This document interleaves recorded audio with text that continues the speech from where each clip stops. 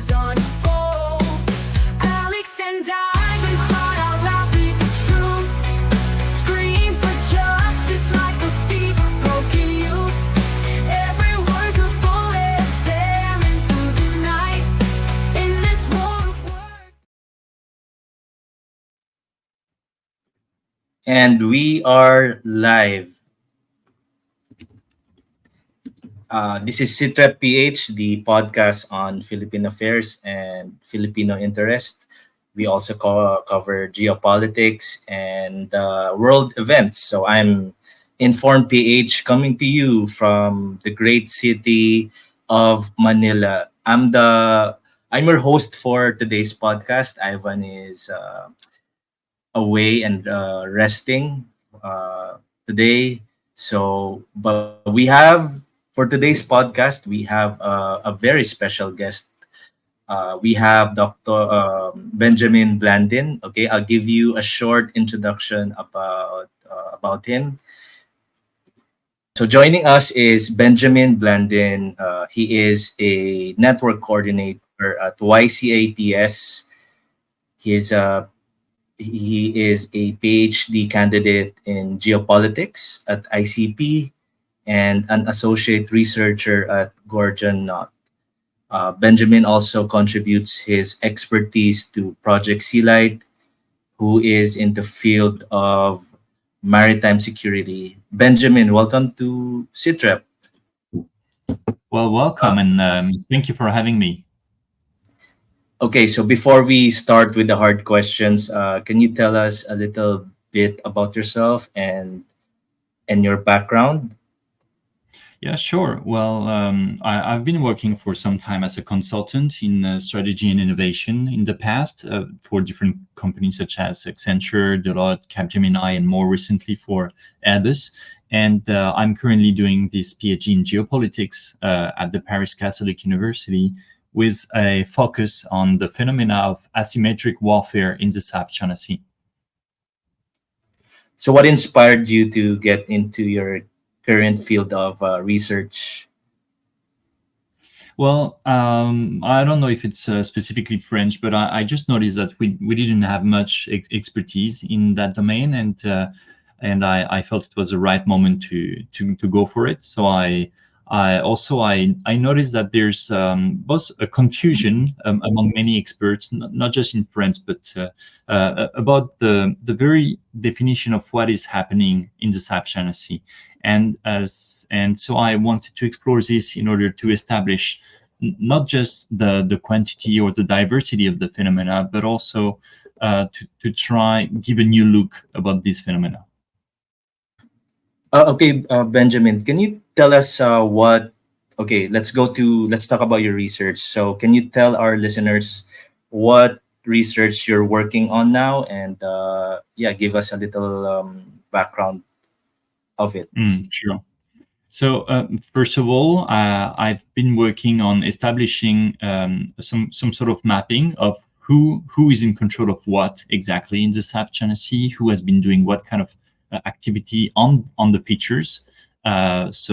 Building structures, reclaiming some of the features, and so on. And on the other side, I've also tried to establish more broadly in the whole South China Sea the kind of phenomena that are happening. So far, I'm about 200 different phenomena of asymmetric warfare. And by the way, to be clear, asymmetric warfare or mosaic warfare serves as some kind of umbrella term beneath which I put different things like area denial, hybrid warfare, and gray zone tactics. So these 200 phenomena or so are divided into 12 categories in order to, yes, as I said, to clarify what is happening. Benjamin, can you tell us about some of the categories you have employed on your research? A couple of examples that you have used. Mm-hmm. So on the one side, you will have what is the most graphic example of what is happening in the South China Sea. So the aggressive, potentially lethal means, or the aggressive non-lethal means, which is more under what we used to call gray zone tactics. And aside from it, you will have a wealth of phenomena, about 10 different categories about what I call hybrid warfare, which is in that case the manipulation by China of what is usually non-lethal domains like economy, education, propaganda, in national and international law, or HADR. It's really diverse, actually. So how many the number of phenomena you have documented is around how many? Well, it's around 200, but honestly, when I started my research, I had 40, then I had 80, 100, 120. It's really an ongoing work. Almost every week, I will be adding new examples, new phenomena, or and enriching some of the things I had already previously listed. So it's really an ongoing thing. Okay, how many countries are have phenomena that is happening right now in the West Philippine Sea? Uh, Well, to be precise, the way I conduct my work is that I focus on phenomena happening in the South China Sea, mhm. at the border of the South China Sea, so the first island chain, but also outside of the South China Sea, as long as it has a direct, indirect, or induced impact on the South China Sea. And to answer your question more clearly, about well, all countries are involved in a way or another. There's what I call Mhm. aggressive and defensive asymmetric warfare. And but in terms of the 200 phenomena, I would say China is around between 90 and 95% of the whole. And some of how many? What's the percentage of between aggressive and non-aggressive phenomena? Majority of them are aggressive in nature. Well, it depends what you call aggressive. If you take the example of China establishing fake boundaries around submerged features or low tide elevation, which by the way is totally illegal under international law, it is Mhm. somewhat aggressive, but nobody is ever going to get hurt by this. So it's more of an irritant. And actually, the big majority of what China is doing is more of an irritant than of a threat to life in general.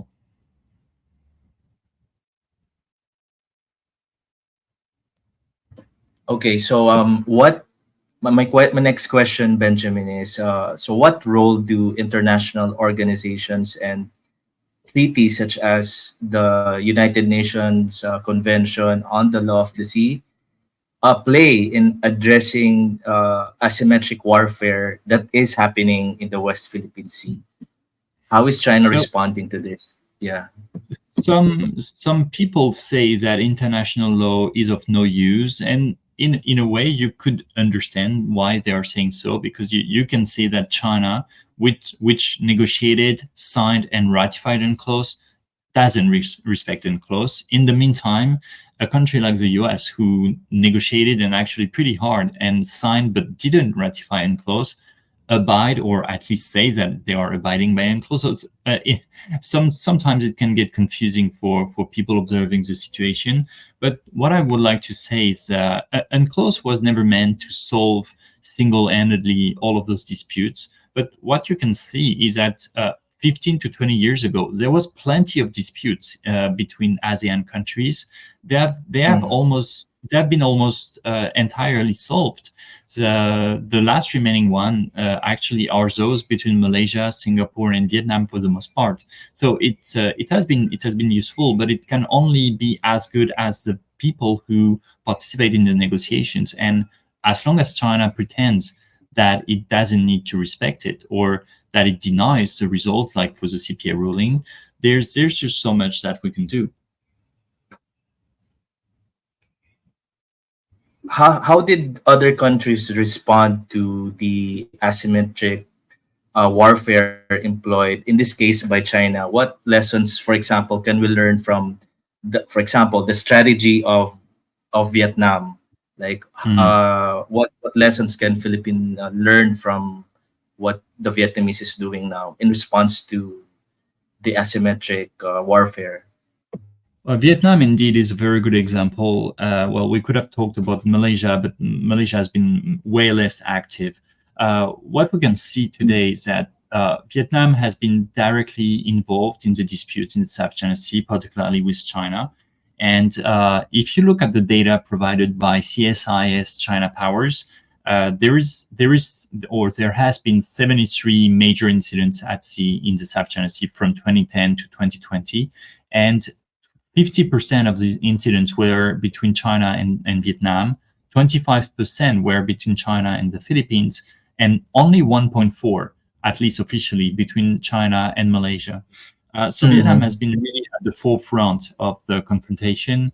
And if you remember, 74, Vietnam or South Vietnam was defeated by China in the parasols, and China took control of the parasols, which right away Vietnam, the reunified Vietnam, communist Vietnam, reacted by launching this wave of land grabbing in the Spratlys, which in turn initiated Philippines and Malaysia's action as well in the Spratlys. Then second defeat of Vietnam against China at Johnson Sap Reef in '88, and right away again Vietnam decided to build all of this network of, sorry for the jargon, pillboxes that are dotting the Spratlys, and also the DK1 platforms, those offshore surveillance and observation platforms. And it's only in 2021 that actually Vietnam started reclaiming land at a massive scale. But it's quite interesting because it's only late 2023 that CSIS AMTI, so Gregory Polling, started exposing that action from Vietnam. But they had been doing things actually right away from the 1980s. What about Philippines? Based on your research, when did our country started to build structures in the West Philippine Sea? Did they foresee this kind of actions that will happen here in the West Philippine Sea?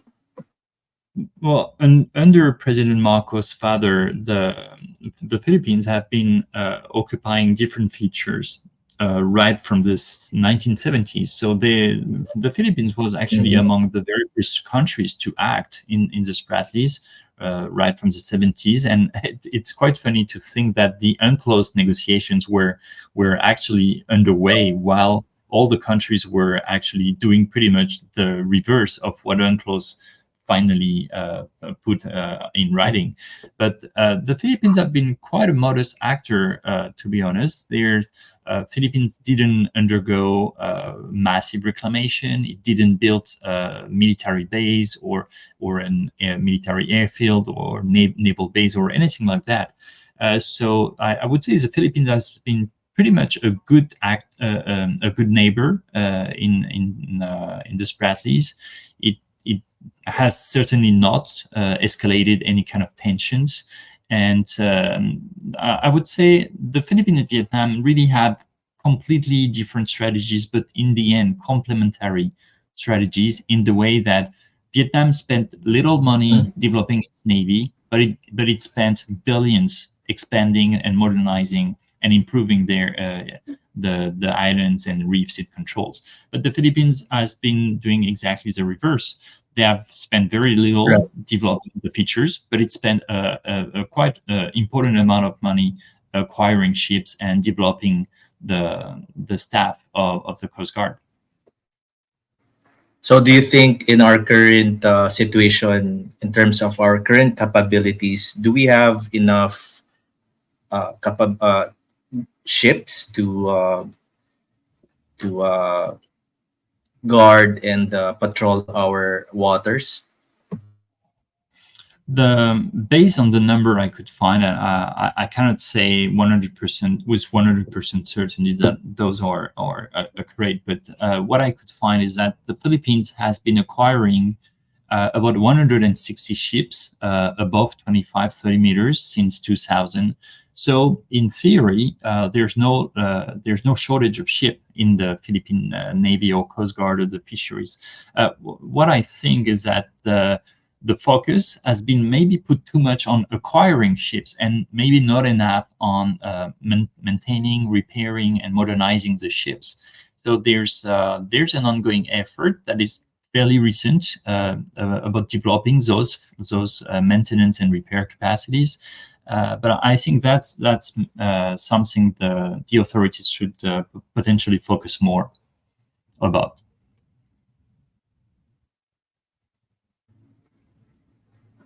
Yes, let's go back, Benjamin, to the term that you have mentioned earlier. It's called phenomena. So, for the benefit of our listeners, explain really briefly, in layman's term, what phenomena means in your research.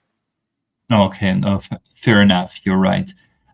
Well, let's take, for example, the category of manipulation of economy. Well, for example, China is directly subsidizing its fishing fleet. China is Mm. imposing economic sanctions on different countries, not just, by the way, not just in and around the South China Sea, but there's a pattern of China replicating the same phenomena at the regional and even sometimes at the international level. So the economic sanctions, the subsidies to its fishermen, subsidies for the maritime militia, but also the phenomena that I mentioned before about using sonars as a weapon, using surface sonic weapons, using floodlight projectors, dazzling lasers, using helicopters and go fast as means of intimidation, or even painting the hull of maritime militia vessels in white with the mentioned China Coast Guard. So so there, the crew of the ship is not Coast Guard. The vessel is not Coast Guard either, and the mission that they are going accomplishing is not at all Coast Guard. But if you attack in any way one of these ships, China is going to retaliate at you just like if it were a Coast Guard vessel. So you can see really the wealth of the different means that China is employing, or just like the depth trap technique, or the intense propaganda that China is undergoing on a daily basis. Or there's also the fact of manipulating HADR, or you can see that it's very diverse between aggressive, non-aggressive, civilian or military actions. It's quite diverse. How many phenomena is happening between Philippines and China in the West Uh, Philippine Sea? well, What are those that you had so observed? my list, I'm very sorry about that. The detail of my list doesn't extend to what technique China is using against such and such country. I've been more establishing a Mhm. global list that China is using against all of its neighbors, and it's important also to understand that what China is doing to the Philippines, it's doing to Vietnam, to Malaysia, to Indonesia, but also to Taiwan, Japan, and Korea. Actually, one of the Mm. reasons why China is using the maritime militia is because the no matter what we say about the numbers of ships in the Chinese Navy or Chinese Coast Guard, those two forces are stretched very thin. Because you always hear that, oh, China has 400 ships in the Navy, 200 ships in the Mm. Coast Guard, but actually it's not exactly true, or partially true. If you take the number of vessels in the Chinese Navy, there are 400 ships against 355 for the US Navy. But surprisingly, the tonnage of the Chinese Navy is twice smaller than the US Navy. And the reason is that half of the Chinese Navy is actually made of coastal craft, so gunboats, torpedo boats, and this kind of vessels, which are fairly small, much smaller ships than corvettes or frigates. And so if you apply that, you only have 200 ships. And those 200 Mhm. ships, if you apply also the cycles of the Navy, like the repairs and maintenance, the training, the preparational readiness, and the deployment at sea, you actually only have one fourth, maybe one third at best, of those 200 ships that are available at any given time.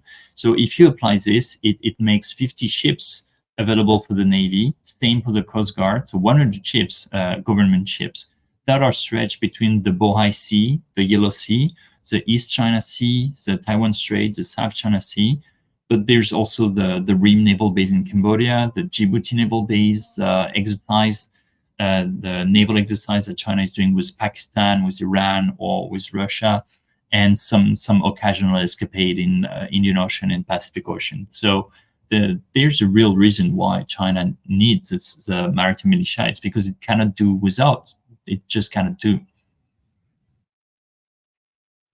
So it's part of their domestic and political objectives in their approach to their kind of asymmetric warfare that they are employing in the West Philippine Sea. So does that include, let's say, their goal to find natural resources in the West Philippine Sea? What is your take on this? Is this part of their plan? Why they are there in the West Philippine Sea?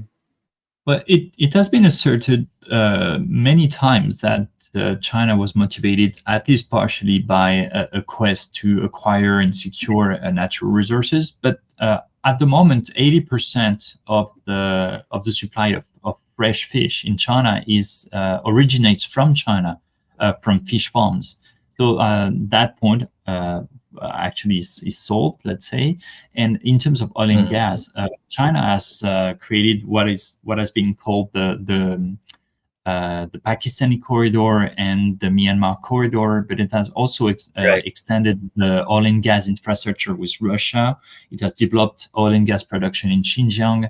And recently, China started exploiting new oil and gas resources that they found in the Bohai Sea and in their EEZ nearby Guangzhou. So I don't think they have such a real need, at least anymore at the moment, for foreign resources. So and by the way, they are not exploiting at all.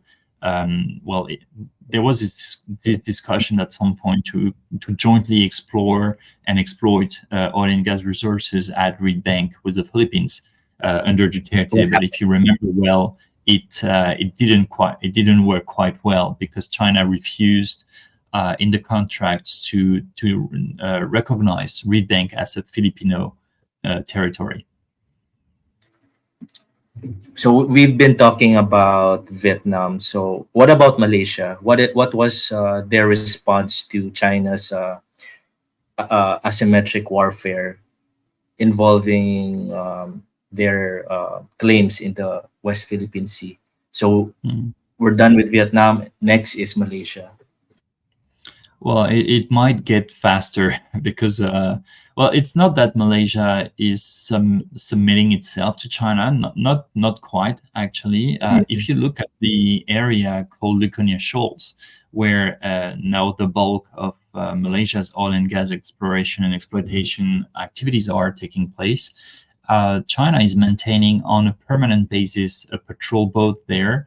Another patrol boat is at James Shoal, something like 80 kilometers off the coast of Sabah or Sarawak, sorry. And those Chinese patrol boats, they stay for approximately 3 weeks, and they are being replaced by another ship that also stays 3 weeks at a time, and they continuously surround the Malaysian features and oil and gas exploitation facilities, and they do what is called radio challenge. So but Malaysia just pretend they are not listening to the message and they keep doing what they do. Malaysia is more about downplaying, not so much downplaying, but at least not mediatizing what is happening there. And it's more of a sort of win-win where Malaysia let China do what it wants in the EEZ as long as it doesn't go inside the contiguous zone or the territorial sea, and China leaves Malaysia doing its exploitation activities freely. So it's more about that. But it doesn't mean Malaysia is doing nothing. Malaysia is clearly monitoring and surveilling on a daily basis, producing report and using drones and boats to assert what China is doing. So they know clearly where are the Chinese boat, what are they doing, how long are they staying at such place. It's just that they are not into public confrontation or accusations about regarding China. It's more behind closed doors discussions when there's disagreement.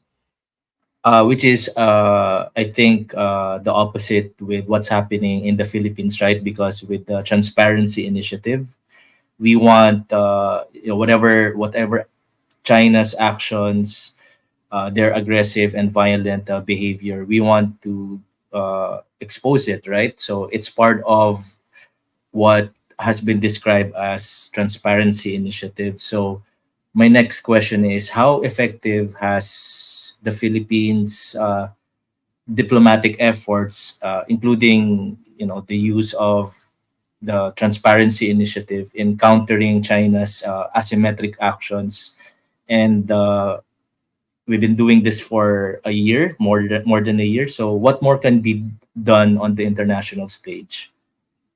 Well, that's a very accurate and interesting question, because even or again recently there was some sort of public disagreement on social medias between the spokesperson of the Coast Guard and a Filipino researcher about the fact that transparentizing cannot be a strategy in itself. It must be part of a much broader strategy, and even recently, Ray Powell mentioned at the Strat-based conference that it was never from the side of the government a question of making transparentizing the only thing that is pushed forward by the government. And I do agree with that statement.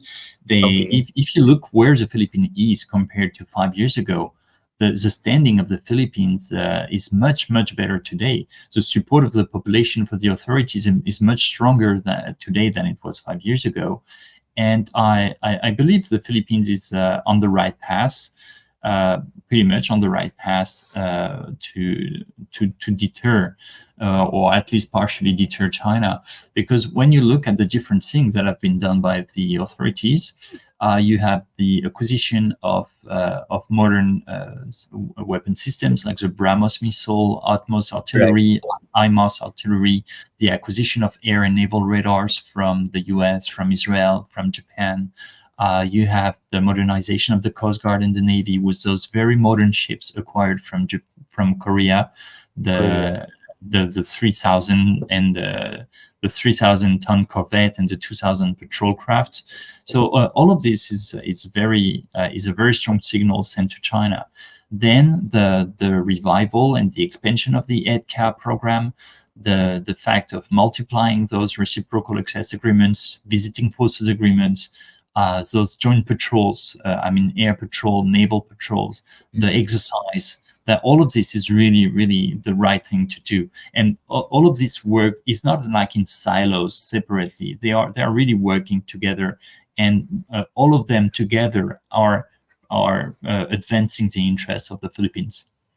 So what is your reaction on the news that Philippines will pursue a defense cooperation with Japan, right? There was an agreement made a few days ago, and then we have the Secretary of Defense making a statement that they will also pursue a defense cooperation with Singapore. How does that change things here in the West Philippine Sea, in your opinion? Well, I think that it's a very good thing. First of all, a very good thing, and it's also a very strong signal addressed to China. Because if the Philippines can ally itself not just with the US but with other countries like Australia, France is being talked about at the moment, but also Japan, which was an invading force at some point of the in time for the Philippines. It's really a good symbol. And also, what is interesting is that Japan didn't wait for 2024 to actually advance the cooperation with the Philippines. Japan delivered to the Philippines surveillance planes, surveillance boats, maritime radars, communication devices. Japan also invested in its own infrastructure in the Yonaguni Island by building advanced radars, missile bases, shelters for the population. There's been already many things before the reciprocal access agreement was signed. So it's for me, it's more of a confirmation of the deepening of the ties between the Philippines and Japan. So do you think, yeah, we have ongoing talks with different allies. So do you think that the ASEAN approach is the most effective one in addressing the conflict in the West Philippine Sea, or do you think that Philippines should pursue a each it pursue a bilateral talks or multilateral talks to each country or ally individually rather than through the ASEAN route? What do you think? Well, that's thank you for asking me the $1 million questions, but I will answer anyway. Yeah. Don't worry. The we can observe the we can observe the situation under different angles. First, I will address China and the Philippines. The Philippines has tried as much as it can, as hard as it can, to solve the situation at the bilateral level with China. And we must remember that already in 1988, so I was just 5 years old at that time, the Philippines was negotiating a bilateral code of conduct with China already in 1988. And what was the reward from China? China actually occupied Mischief Reef, which is well within Philippines EEZ, in 1995. And the excuse for China was two things. The first one was, oh, in 1995, we were not yet a party to UNCLOS in the sense that we had not ratified yet, because we only ratified UNCLOS in 1996. And second of all, they said, oh, don't worry, that's just a fisherman's shelter. And indeed, the first structure was a very fragile, small wooden structure. Honestly, it was easy to fall for the excuse. But then it was followed by a second structure and a third one and a fourth one. And what was wooden became metal. What was metal became concrete. And then it became a 3,000 meters runway with a deep sea port and anti-air missiles, anti-ship missiles, radars all over the place, and like a really full-fledged air and naval base. So that's the first point. That's the way the Philippines were rewarded by China for its effort to try control the situation. And then, of course, you know that there was Scarborough Shoal and now Second Thomas Shoal. But then about ASEAN, unfortunately, what we see is that those negotiations that have been underway officially since 1998, 2000, which led to the DOC and so on, have been underway for, well, at least on the official level, 25 years. But if you take what I said about the bilateral code of conduct, those negotiations can be deemed to have been underway for almost 40 years. And it has led to nowhere until now. So the bilateral attempt didn't work. The regional attempt by ASEAN still doesn't seem to be working, because you need to remember that the Philippines wants Scarborough Shoal to be included in the discussions. Vietnam wants the parasols to be included, and all of ASEAN wants the text to be legally binding, but China doesn't want any of it. So how is it supposed to work if China opposes pretty much everything the other one wants to talk about? And so at the moment, I think that what President Marcos has been doing recently through its effort to deepen the ties with Vietnam has been quite successful. And the proposal that he made of a trilateral and then bilateral code of conduct with Vietnam and Malaysia, then only with Vietnam, I think is the right way to go. And I produced, by the way, an article in the Diplomat about the growing ties between the two countries. And my position at the moment is that there is a de facto bilateral code of conduct, an existing bilateral code of conduct. The only part that is missing to make it official is really the political layer, just making it official. But other than that, everything is in place. The discussions at all levels of the government and agencies, the outlines between the coast guard of the two sides, the navies of the two sides, the fisheries of the two sides, plus the political meeting on both sides capitals. It's really well developed now. What other approaches, Benjamin, that the Philippines can do? Of course, we have bilateral talks, multilateral talks. What other approach? For example, should we build more infrastructure in the West Philippine Sea? Should we build more tourism spots? This is outside the status quo or the usual route. Do you have any other approach? Absolutely, you're absolutely right to ask the question. This is a conviction of mine that one of the things that allows China to move forward with its asymmetric warfare is also because there's not enough eyes at sea, let's say. And I noticed that either Vietnam, Malaysia, or the Philippines has been shying away for far too long to exploit their maritime areas the way they should. And if you look at what we call the blue economy or the maritime economy, you notice that there is no cruise in the South China Sea. There is no tourism, or aside from rare exception, you don't have cruise or tourism. You don't have wind farms. You don't have blue hydrogen. You don't have subsea archaeology.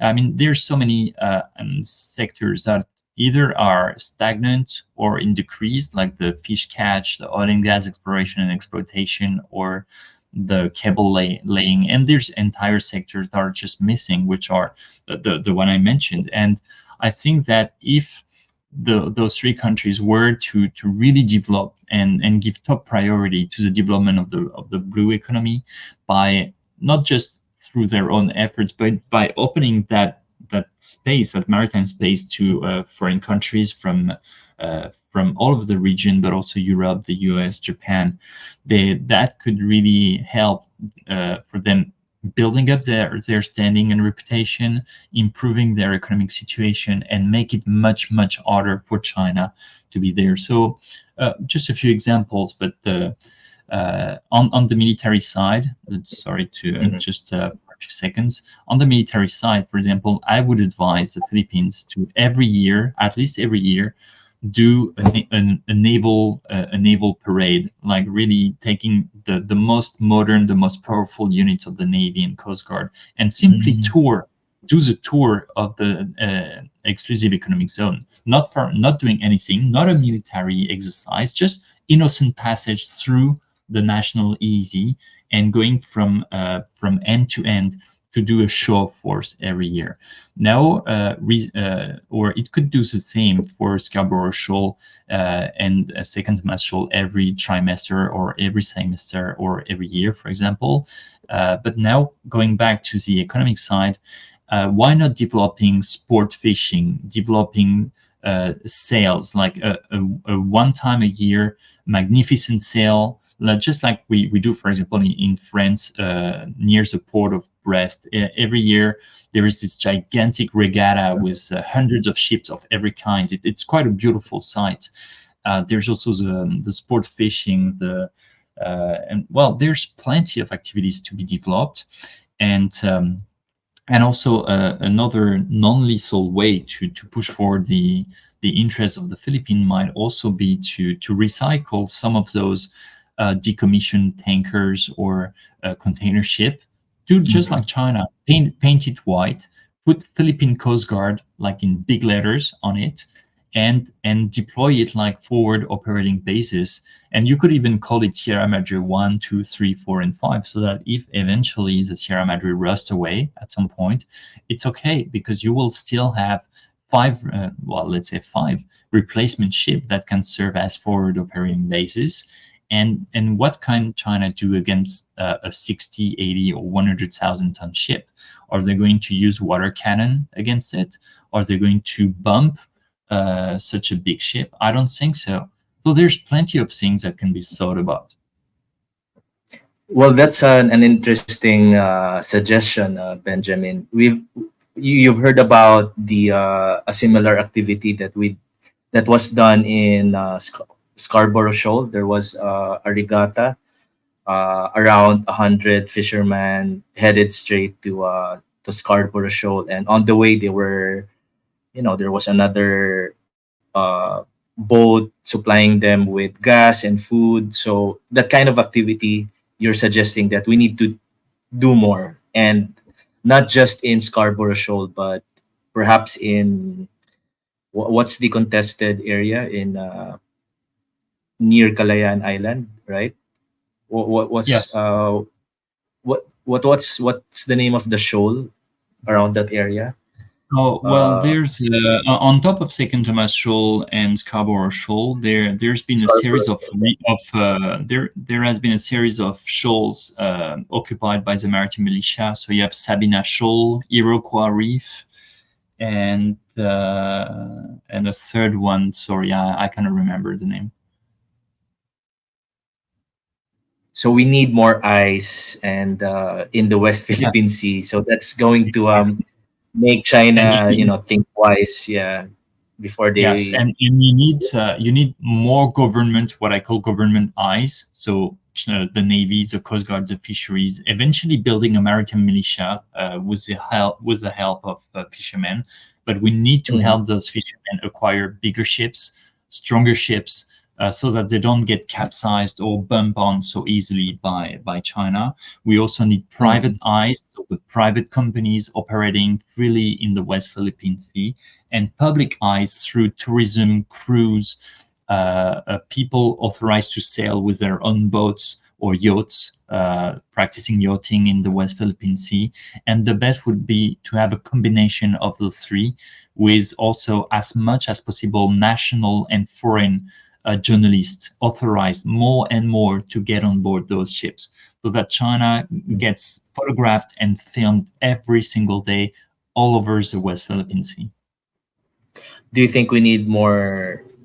We should invest in more satellites so we can gather more intelligence and data, in real time in the West Philippine Sea.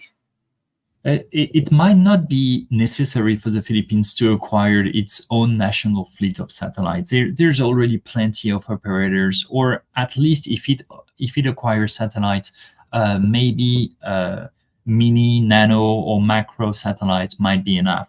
There's plenty of intelligent startups nowadays with very interesting technical Mhm. solutions, because we always talk about AIS or satellite imagery or satellite aperture radars, and I mean these are fine. These are good tools, but it's not the alpha and omega of the satellite intelligence. You Nowadays we have plenty of different options, like identifying the light bulbs of the ships, detecting the weather radars, the fishing radars, the communication devices, the GPS devices, and even the magnetic resonance of the ship's hull. So there's plenty of different solutions, and I think the Philippines should avoid going for the kind of white elephants solutions for its problems, like acquiring big satellites or acquiring too big ships or this kind of things. There's clearly financial, but also technological, and industrial limitations at the moment in the Philippines, and so we should be careful about the level that we of the solution that we propose. So we've talked about the different approaches. Now let's talk about information warfare and cyber warfare. How is this part of China's asymmetric approach in the West Philippine Sea? We're talking Well, about propaganda. We're talking mm, about paying influencers. Is this part of their uh, strategy? uh, first, let me talk to you about cyber warfare for a minute. Yes, What go China is ahead. doing is twofold.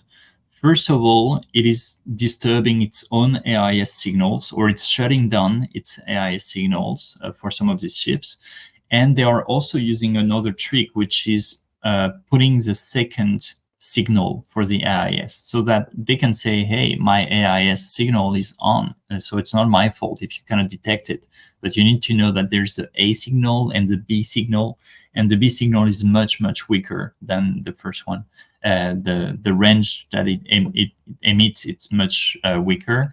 So they are doing this on the first of all. Second of all, they are now using their jamming systems to jam Filipino ships, communication, GPS, AIS, and well, all those things.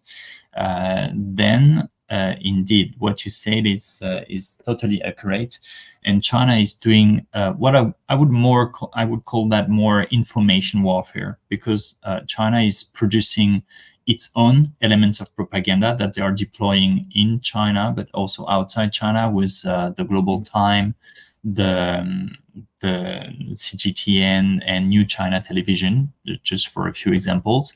But they are also trying to influence the Philippines, but not just the Philippines. But if we focus on the Philippines, they are using what they call the gray hair strategy, where they are going to find people that are retired, or for example, there's people from the Manila Times that have been recognized to be pro-China. There's senators, or there's I think the CEO or the president of ABS-CBN that have been proven to be pro-China. And they are also using a lot of influencers, very active on the social medias, whether it's TikTok or Facebook, Twitter, and so on. That's totally true. How do you what is your suggestion, and how the Philippines will counter this kind of information warfare? Should we do the same things? What is your suggestion, Benjamin? No, I really think the Philippines should not fall for this kind of strategy. They quite the contrary. The Philippines should build the momentum by producing its own content, its own propaganda, but a propaganda that is based and roots on the truth and on international law. So there's so, for example, producing documentaries, movies, TV shows, financing Filipino, pro government influencers, or building a big national maritime museum would also be, in my opinion, a good solution for propagating the right message. There's I think that would be much more efficient on the long run. Agree with you. Like uh, the content will be based on facts, right? And of course, it would be yeah, content that will also promote tourism in the West Philippine Sea. That's a good idea, right? It's like killing two birds with one stone. You Yes, promote tourism in the West Philippine Sea, but at the same time you raise awareness, right? oh, true. And you have to know that China is not even shying away from sending fake journalists all the way to Palawan to interview Filipino Really, fishermen and manipulate them in a way that they criticize actually the authorities. And so, or so at twisting the least, narrative, right? yeah. So at the very least, we should give a mic, but a Filipino mic to the Filipino fishermen to let them tell the truth about what they have been going through in Scarborough Shoal, in Second Thomas Shoal, in Sabina Shoal, and other places. Because if we let Chinese media, even operating freely in the Philippines, to manipulate the opinion, it's really not a good thing. So China has been paying local propagandists. Is the government aware that they're doing this, and are they aware of the personalities that China is employing? I think nowadays they are aware, and I think the solution is not to make those channels, those Chinese media, illegal, because it would give way for China criticism against the Philippines. But still, imagine what China would do if the Philippines were to send journalists, Filipino journalists, in the ports of China and ask those Chinese fishermen to criticize the government. I think you very well know the way it would work. So it's very important to build the counter narrative. So I have like two questions on disinformation, and this is about this is the kind of disinformation we had seen and heard in social media, on Facebook and on X. So very quickly, what is your how do you respond to an argument when, for example, somebody says that Philippines is a vassal state of United States, to basically describe the foreign policy of President Bongbong Marcos? Okay. Well, it's true historically. It's true that the U.S. after they defeated the Spanish have maybe or overstayed in the country. That cannot be denied. But if you look at more recent history, in 1992, the U.S. left. They left Clark K. They left all of their facilities in the Philippines, and they only came back when EDCA was activated in 2012. So they have left for 20 years, and they didn't try to put pressure on the Philippines to let them come back. And even now, I remember because I attended the RSIS conference in Singapore back in January, and Colonel Jobo was making the same assertion that the EDCA sites are American bases in the Philippines. And I remember that Professor De Castro from De La Salle University was boiling, and when he intervened, when it was his turn to intervene, he said, "No, these are not American bases. These are Filipino bases open to rotations of American units. But there is not a single type of military attack that the U.S. could launch from Filipino soil without express authorization from the Filipino government." So that's a very important precision to make. And then Yes, your yes, second yes. question.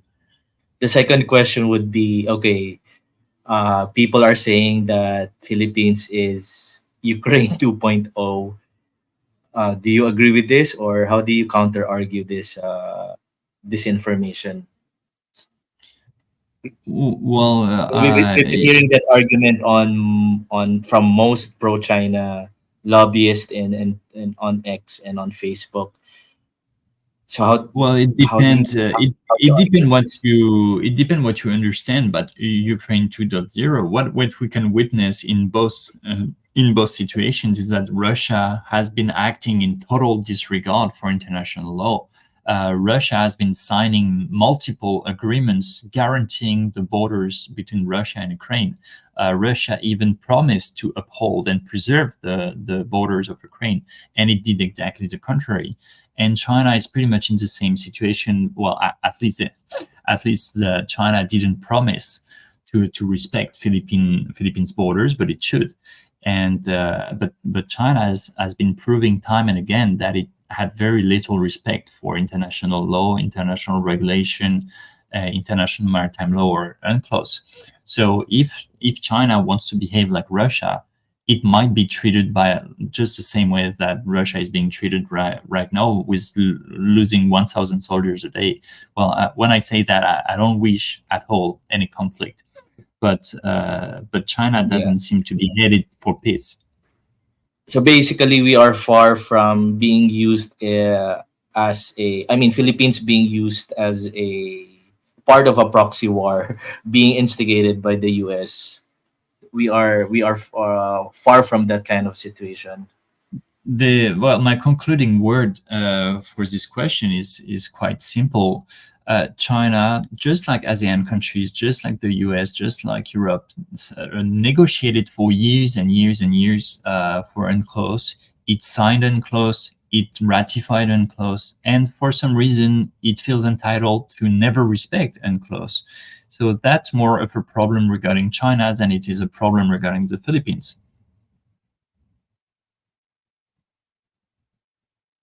And thank you for that, Benjamin. As a closing question, moving forward, what's your forecast uh, on what is going to happen in the next few months, and what can you advise the Philippine government based on what's happening lately, right? In how we can address the tensions that is happening in the West Philippine Sea more effectively? What I foresee, or more what I wish for the future, would be for the Philippines to really accelerate efforts with both Malaysia and Vietnam to fix the issues regarding maritime boundaries. It's been way too long that the discussions are ongoing and not concluding. So I would really encourage the three countries, not just the Philippines, to move forward and to agree on the maritime boundaries, and to officialize, ideally with a joint event, for officializing and publishing the respective maps of each of the three countries' maritime boundaries. And I would really also encourage them to conclude a bilateral and preferably a trilateral code of conduct between the three countries, because when that is done, then those three countries can have a united front to oppose to China. And also, I would really encourage again those three countries to consider and move forward with the decision to sue China to court, either on their separately, or even better would be together, suing China to court collectively. And same goes for the trilateral negotiations on the extension of the continental shelf. All of this would go in the right direction. Benjamin, thank you for sparing your time to be with us on a Sunday on SITREP. And thank you for your great interest in helping our country moving forward. Do you want to promote any of your work on social media? Where can people find you? So you have Absolutely. an X account or Facebook. You can let Well, our first listeners of know. all, thank you very much for inviting me on Bastille Day, because we're on July 14th, and I will later go to the French embassy for the celebrations.